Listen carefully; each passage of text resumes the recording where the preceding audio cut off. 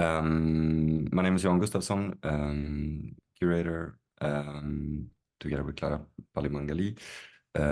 We are co-directors, co-curators of 646 for many years.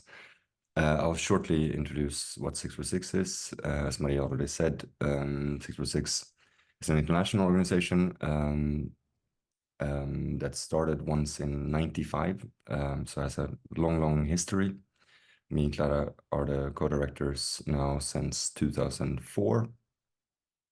And the focus has since the beginning been on production-only work and solo exhibitions. 646 runs the residency program since 2008. Yeah, the shows at 646, you can please have a look at the website. What you can see is 646 quite often transforms itself into large installations. We're quite interested in creating worlds from artists. So the invitations we normally do with artists are not necessarily existing work. It starts with an invitation to create new works together with us at 646. Well, next to shows we do here, 646 also collaborate with institutions around the world and sometimes also curate exhibitions abroad. Yeah, that's short about 646. Clara, do you want to talk a bit more about the residency? Yeah, maybe briefly also. Well, hi, I'm Clara Pallí. So let's say one of the focuses of 1646 has been to create this kind of ideal working conditions for artists. That goes for the exhibitions, but I think in that regard, the residency has also always been thought as a space to focus research, take risks, so not so much thinking of coming to an end result. So I think from the start that has been the principle, like the main focus of it. So maybe we can introduce also ReCNTR, and then we can talk a bit about the format of the residency more in general. Thanks, Maria and for Curators for giving us this space, and yeah, 1646 for being really nice collaborators. My name is Julian Ross. I'm one of the co-directors of ReCNTR, which was founded 2 years ago, so quite recently, at Leiden University here in the Netherlands. We are an inter-faculty, interdisciplinary research center. So in our team, we have political scientists, anthropologists, and people like me working in the humanities. And all of us were trying to create a space within the university in dialogue with folks outside of the university as well. A space where making is considered as a research method. So by that we mean, in the university context, if somebody makes a film, it's often something additive to a project, like almost an illustration of somebody's research project. And what we're trying to do is kind of reconfigure that and make it much more fundamentally part of the research process. And by making, this could be many things. It could be making a film, it could be making sculpture, and also we want to incorporate curatorial practice into the making, the idea of making. So making exhibitions, making film programs, being a process of research rather than an illustration of a research project. So that's what we're doing at ReCNTR. And in the past 2 years, we've been organizing talks, workshops, work in progress sessions where artists have come to present works in progress to get feedback from us and other respondents in the room. And we're starting a lab as well soon, modeled on the idea of that work in progress. And for us, this is our first time setting up this residency, and it's really good to work with Johan and Clara at 1646 because they, they've been doing this for a long time. For us, it's rather new, but to create a space for artists as well as researchers and possibly curators as well who want to explore making in the ways that I've just been describing. So yeah, thanks again for allowing this space for us. Anything you want to add, Francesco? Hi, I'm Francesco Ragazzi, so Associate Professor in Political Science at Leiden University and also Co-Director of ReCNTR. Julian has pretty much covered everything. As he was speaking, I was thinking he should mention this, maybe I'll mention this, but that he covered all the points. So I'm happy to jump in maybe later in the conversation. Can I just add one thing? Maybe I will put a link to our website in the chat for if you want to get to know what we've been doing and plans for projects that we have. So you can have a browse if you like. Yeah.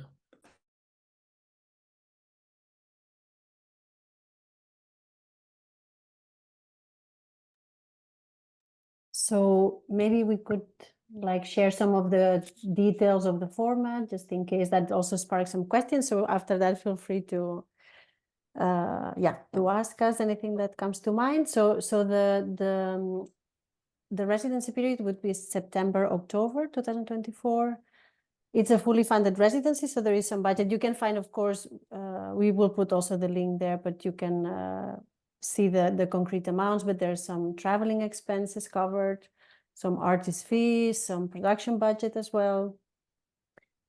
And as I was saying, so there's not like a final result asked or expected, but there is a public event in which the research will be shared to the public. Then we will, of course, in conversation with the ReCNTR as well, think where or how that takes place.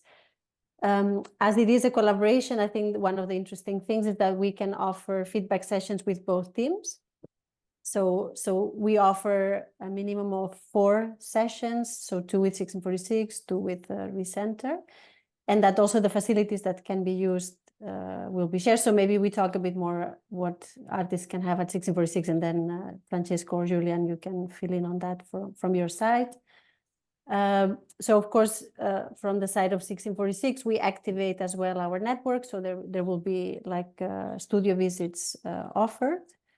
Also introductions to the sector as well. And at 1646 there is the studio. It's like a 5x3 room, but the equipment is of course also available to the disposition of the artists for the production, or well, artists or researchers, whatever it's needed.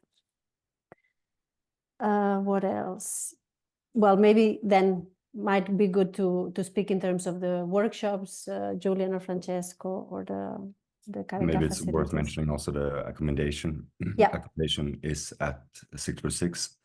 So 646 has 2 buildings right next to each other. And on the back of one of them, there's 2 rooms, one single room and a room with a double bed. And there's a small common area and bathroom that is then shared. If we have, let's say sometimes we have artists that are here to build up an exhibition, that could happen parallel to somebody who's here for a residency period. But yeah, people stay in our building in the center of The Hague. People can also apply as a duo, but it implies that it's somebody's willing to share the double bed because we only have 1 room available. Children are also welcome. It's not a very big room, but there's a kid's baby bed if necessary, or somebody comes as a single parent. That's all possible. But again, it's not a huge living area, so that's worth taking in consideration. Yeah. Yeah, should I jump in, Julian? Yeah, super. So from Leiden University side, you would be hosted in one of the supporting institutions of ReCNTR as a guest researcher. So either in anthropology or political science or at Lucas, somewhere else. which means that you would get an account of the university. It gives you access to the library and also the online library, which is an almost infinite resource of academic papers, but also media, film collections, and so on. So there's really a lot there. And we're also partnering with the KBK, the Royal Academy. So you'll be able to access some of the facilities of the KBK, and this is something to be discussed depending on your needs. But that's also, I think, something to know.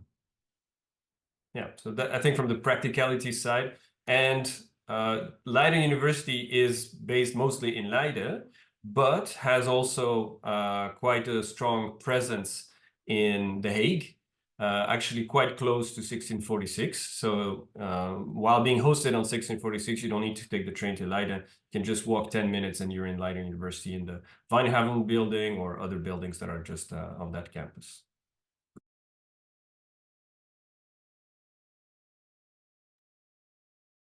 And I think in general, the residencies have also been very much sort of tailored to the needs and wishes of each residency guest in the past.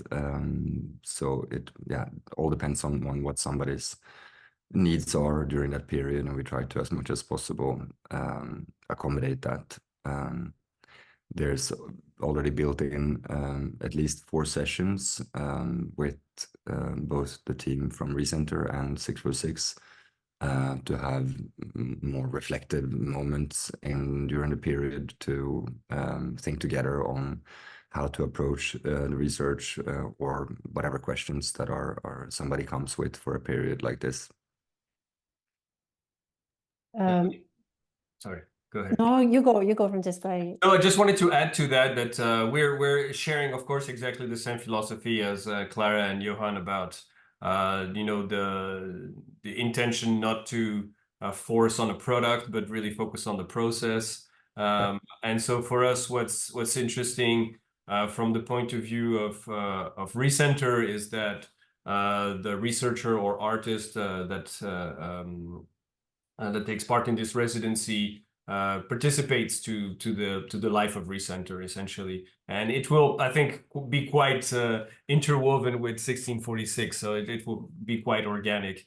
But I think that's what's interesting for us. Yeah, I was thinking maybe trying to answer some possible questions. Good to mention that in the last round we had like about 1,000 applicants. So I mean, we don't know, of course, how many we get this year, but meaning to say that we can only pick one from the total of the applications. But it is always an opportunity for us to get to know a lot of practices. So it is still worth to apply. And it has happened also in the past that somebody that was not selected per se for the residency, we collaborated on another project afterwards. So it is still an opportunity. Can we say maybe something about the approach from to the residency, or in terms of what we had in mind when we decided to collaborate with 1646?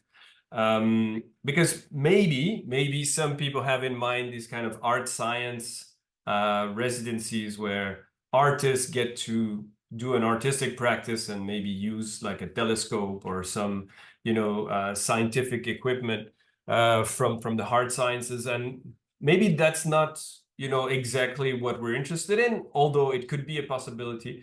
But what we're really interested in is artists or researchers, right? So it can also be people coming from academia who are engaged in practices in which formal decisions, forms of making, and also a particular relation to aesthetics as a form of knowledge matter, right? And so in that sense, what I think would stand out is when someone thinks about an artistic practice as a research practice and not and a research practice also as an artistic practice, right? So in the sense that not science and art as two different things, but really the point of convergence in which the practice of making becomes both a form of knowledge production and also a form of expression, right?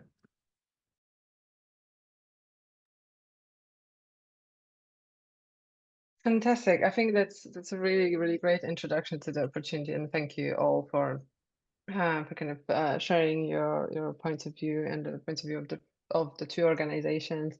I'd like to kind of follow up on just the application process and what the applicants are asked to prepare. And one of the things is a project proposal that you like to see.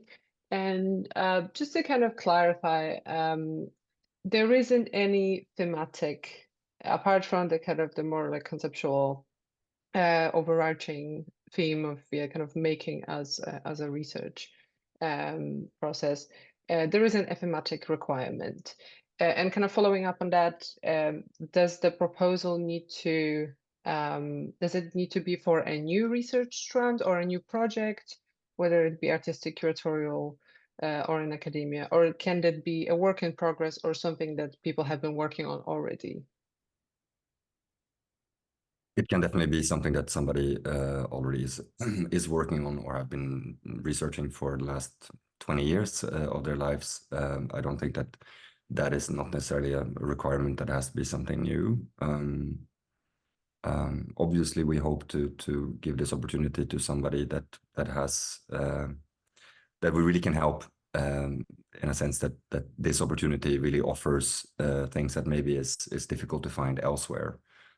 So therefore, of course, a match as good as possible with both the approach of what ReCNTR is offering as well as what 646 is able to offer, that matches as good as possible. That's obviously what we all hope for.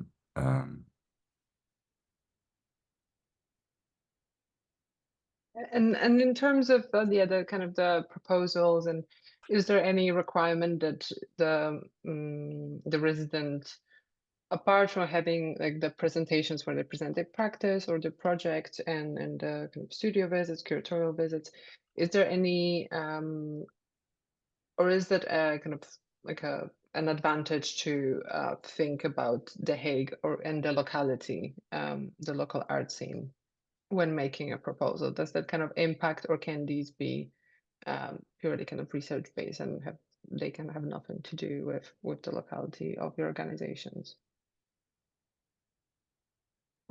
I don't think that there's definitely not a requirement that it has to engage with a local community or anything like this. Again, it's more about the possibilities we're able to offer that benefits the practice or curatorial research. That's a match, but it's not necessarily bound to that you have to work with a specific topic that only exists in The Hague or Leiden in any way, no. Great, thank you. And maybe to clarify the format of this public presentation, it's for us a tool, of course, to have the benefit of also having this interesting researcher, curator, artist present here, and that our audience also benefit more of getting to know their thinking. So the format of it is really flexible. It again could be more relationship to ReCNTR's facilities or at 646 or anywhere that again is necessity or a necessity for somebody's practice. So again, the format can be very much discussed with us and figured out what it is, the length of it, and what kind of what format fits best in a sense. Great, thank you. Yeah, are there any questions from people who are tuning in about the application or the format or the residency itself, or anything more specific to either organization? Can I ask something? Can you hear me? Yeah, we can hear you. So I wanted to ask about the curatorial perspective of it, and how can this be translated into a residency in the exhibition space. And the application can be, should it be, for example, an exhibition proposal, an exhibition research, curatorial research that is going to be translated into a proposal in an exhibition? I don't know, should I reply? I don't think it necessarily has to be so concrete that it has to end up as an exhibition. Again, for us, or at least for 646, the approach of doing a residency has been to not connect it to an exhibition or something very concrete as a result, because it's a 2-month period. It's very short to come to something as concrete. Many years ago, we had an exhibition connected to it. And what happens is that you end up in the same stress and the same hurdles that you have in your regular practice. So to find space to actually research something you normally don't have time for, or figure something out that there's maybe less space for in a normal practice, I think that's more important than that it's a concrete like, oh, that show is going to be about this. Then sometimes you don't know what it will fully end up becoming. So I don't think it, from my point of view at least, it doesn't have to be uber clear what this is going to result to a show there, right? Sometimes it's just a very interesting research that we have no idea where it would actually end up finding its ground. So no, that doesn't have to be that concrete in any way. Thank you very much. Yeah, but I think it's kind of fair to say if someone has an area that they're interested in, an area of research, which potentially in the future could become an exhibition, not necessarily hosted at the 1646 or ReCNTR, but somewhere else. This is a good opportunity to do this research and to kind of delve deeper into these themes with the support of both organizations, right? Yeah, exactly. Thank you. Right. Yeah, are there any other questions?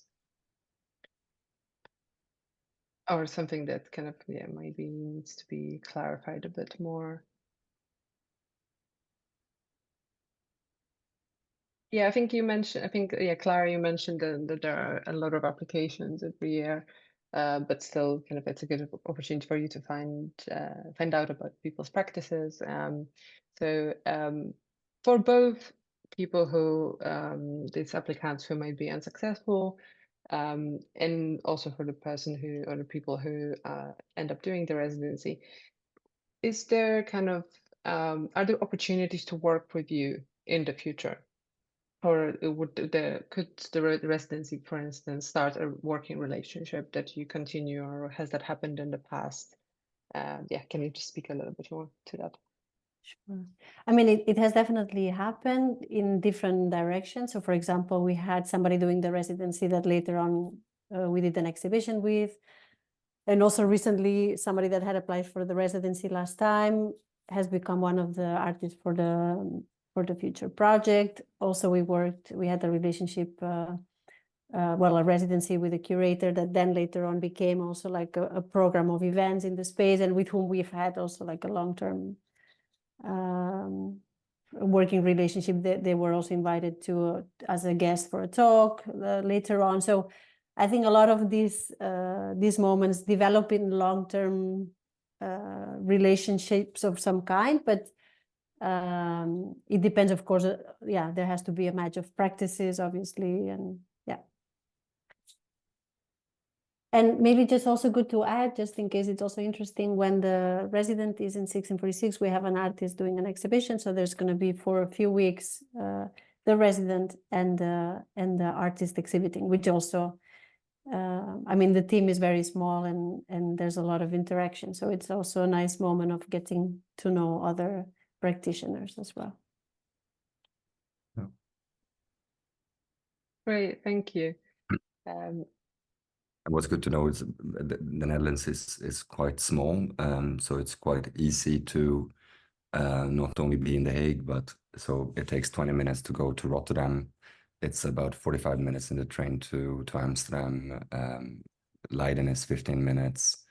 So you have access to a lot of different art scenes, and also institutions, exhibitions, and so on in a small area. Yeah, that's very thank you, fantastic. Thank you for reminding. There's one question in the chat I've got, asking if you could explain the selection process and criteria better. See, sorry, Clara put a link to the archive. But yeah, can you talk a little bit more about the selection process?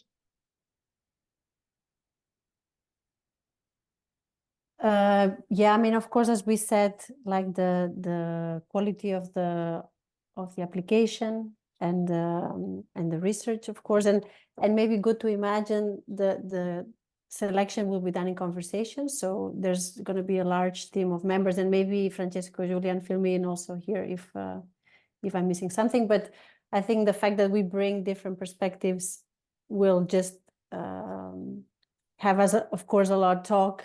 Have us talk about the content of the work and how we think represents what Francesco or what Julian was explaining. Francesco, I can't remember, about this kind of knowledge generating through making. So which proposal kind of fits that criteria the best? Let me see if I'm forgetting something. But like in the case of 1646 is Johan, me, but also the full team is joining that, which is people with like a curatorial background as well, and artist background. In the case of ReCNTR, you're also having like it's 4 members, I think, of ReCNTR plus 2 more, so 5. Yeah. So there's gonna be a large group in conversation with that. Yeah, so in total we're, I think, 11 readers, both representing ReCNTR and 646, plus an external expert that helps reading the applications. Yeah, that normally goes in 3 rounds. First, everything, and then there's a selection made from that to make it a less big amount of applications, and it's normally in 3 sort of progress rounds that is taken in consideration. Thank you. Thanks a lot. I think that that's going to be kind of my final call if there's any more questions, because I think we've heard loads more about the opportunity. So it's really, really great that we had this this chance to hear more about the residency and the context, especially that this is a joint residency between the 2 organizations.